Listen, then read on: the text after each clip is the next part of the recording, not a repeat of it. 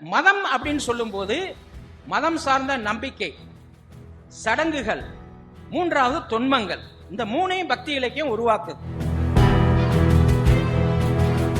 இந்த சமயம் என்பதை எது அச்சம், அவலம், கொடூரம்லாம் நினைச்சோமோ அதெல்லாம் ஒரு சமயத்துக்குள்ள வருது. பௌத்தர், சமணர், சாங்கியர் எல்லாமே எப்படி இருக்காங்கன்னா கருப்பா இருக்காங்க. அதையும் சொல்றாரு சம்பந்தர்வீங்கலாம் கருப்பா இருக்காங்க. இந்த சம்ஸ்கிருதத்தில் எழுதினவன் வடக்கெல்ல பிராமணன் கிடையாது. 100% பிராமணர்கள் தெற்கத்திய பிராமணர்கள்.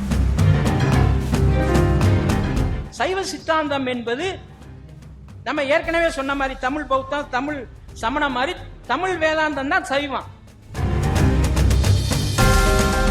நம்ம தமிழ் மூலம் தான் எல்லா வேலையும் பண்ணுது. ஆக தமிழ்ல அறிவு மரபு தான் ஆக்கவும் செய்து அழிக்கவும் செய்யுது.